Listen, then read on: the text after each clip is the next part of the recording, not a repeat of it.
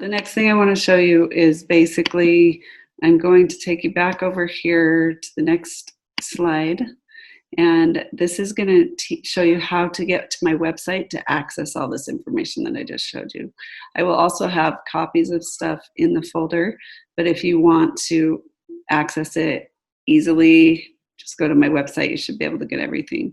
So the website is actually Mrs. Hutchings Classroom, but I'm going to take you to a direct link, Mrs. Hutchings Sewing Room, and that will take you right to the sewing classroom, where that can connect you into Mrs. Hutchings Classroom website if you want to go there and see the other stuff that's on there, but I'm taking you, it's kind of a shortcut. So you're going to go to the website that says www.mrshutchingssewingroom. Oh dear, let me just fix this right now. Don't forget this word, because if you don't get the Weebly in there, it will say that it's blocked and it won't work. So just make sure that it says Weebly.com. I don't have my own website that is not on Weebly. So if you just go to Mrs. Hutchings Sewing Room.com, it's not going to show up. So make sure you have WEEBLY for Weebly in there, because that's the site that I used to design my website. And then select the tab that says Sew Standards. I'm just going to read through these real quick, and then I'm going to run and show you how to do it. Select the tab that says I Can number 3, the pattern. And then at this point, select the project that you want to make. Select one of the following tabs.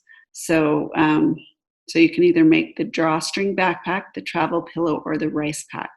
And so I'm going to just go to the website now, and I haven't put the rice pack picture up yet because I'm actually not done with the Star Wars version of the rice pack. So I just kind of put a pseudo picture in for now. But so if we go to Mrs. Hutchings Sewing Room, it's going to take you to this page. This will be the home page. It looks like this. It has all my information. If you want to read about my history, you can go in here. There's a whole bunch of blogs that I've put up about different things that have been going on in my classroom. It's a fun way to kind of communicate yourself to the public, like what's going on with your class. So that's something that I do. We do a virtual fashion show every year at the end of the school year with my students. And so you can watch one of those if you want to get ideas for that.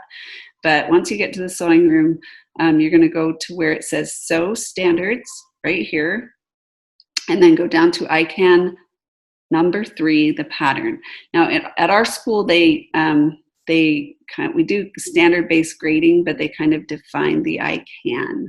And probably a lot of you have heard of those because it came from a book that they've been teaching in our district, and they probably are doing it in other districts too. But if you don't know what an I Can is, it's basically a standard that they have to be able to say they can do when they leave the class. So I Can number 3, the pattern, they need to be able to follow a pattern. That's what the I Can is. So then over here, there's going to be some lessons that go along with the pattern. So terms, and these aren't all finished either, guys. Sorry about that. But if you keep checking back, I'm going to be updating those. So if you go to, I'm going to actually select drawstring backpack because that's when I have everything is posted for.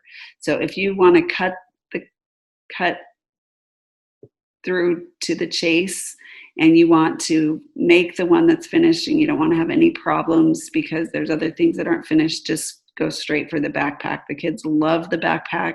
It's a great beginning project. And if you want to have all your kids doing the same thing, like the year that I actually had them all doing the same thing, they all finished it better.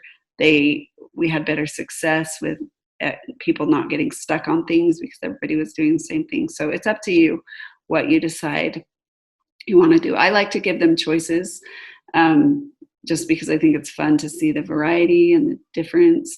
But also there is a tad bit of frustration with them working on different things that makes it slow down a little bit. So I'm going to click on Drawstring Backpack.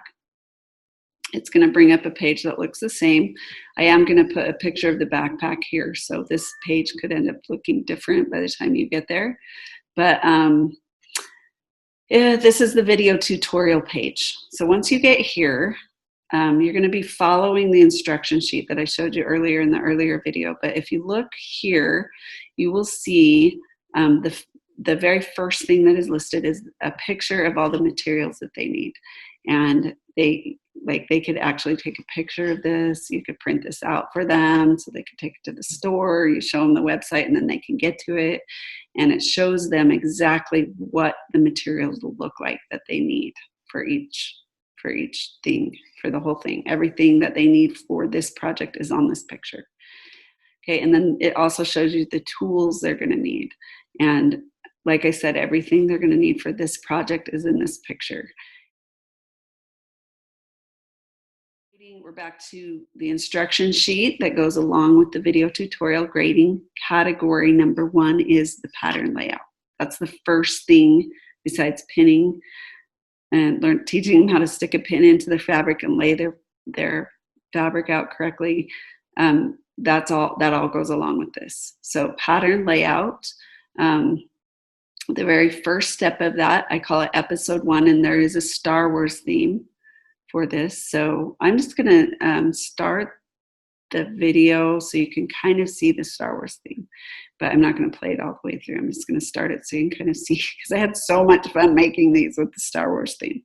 So I have to show you. So here we go.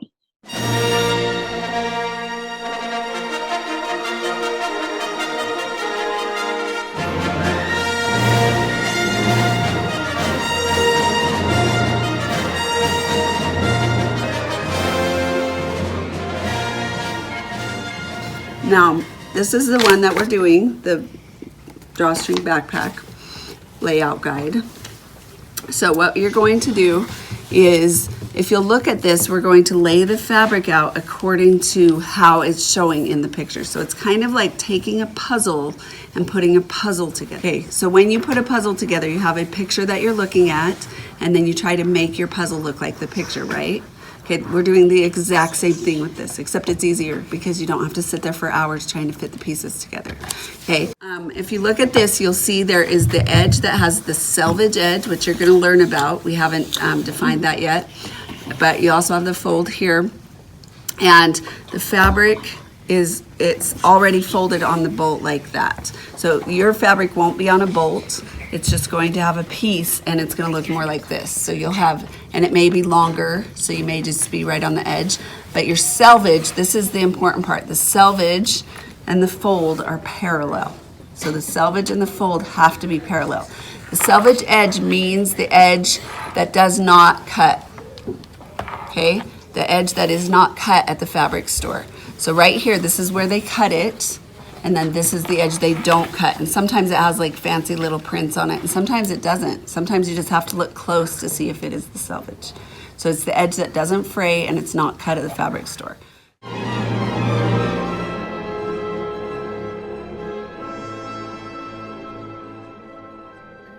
The pattern on the left is an 11 by 14. That will make the bigger backpack. That pattern can be made from a standard 11 by 17 page of paper, and then it's printed on a printer that will print that size of paper, and then you cut 3 inches off the bottom. And if you want to make the smaller backpack, it's an 8.5 by 11 sheet of paper. You just print it directly. This one is for the small backpack. It's 8.5 by 11. It's just a normal size paper, so even if you don't have a pattern, you could still just take a normal size paper and cut it out. So after you learn how to do this, you could go home and do it without even a pattern if you have the instructions, because this pattern just has the marks on it, but it's the exact same size as a paper.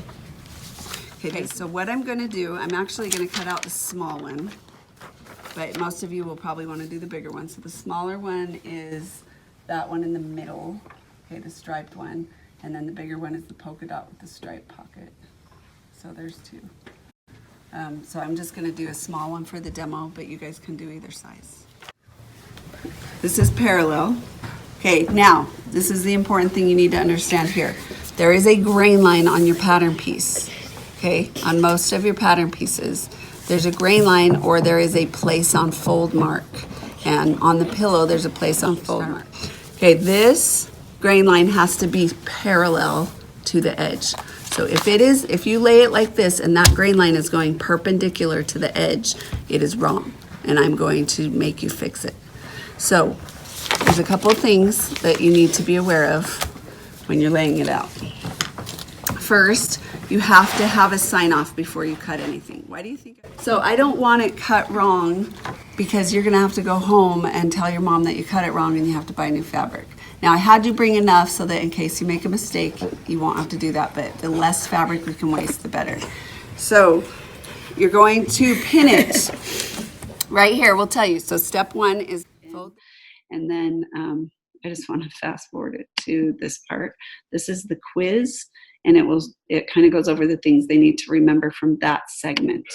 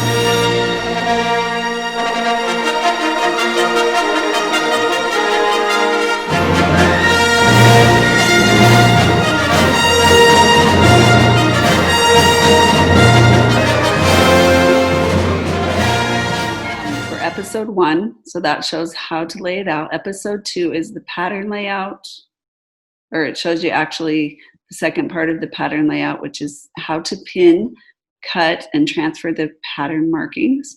And also, all of these videos have the Star Wars theme.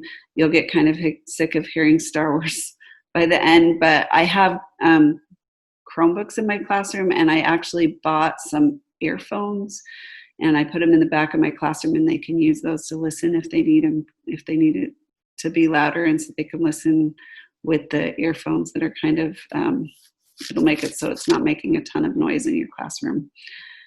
Okay, episode 3 is the backpack pocket and how to put the pocket on.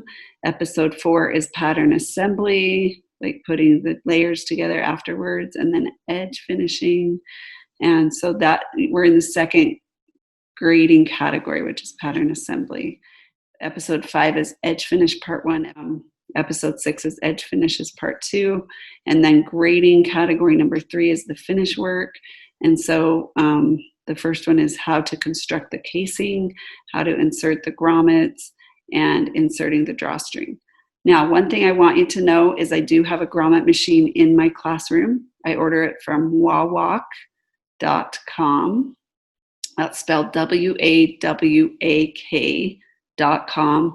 And they sell like a grommet machine, and you can get a whole bunch of different sizes of grommets. For this pattern, I believe that the grommet size is on, let's just check. The grommet size, yeah, they're 1/4 inch size.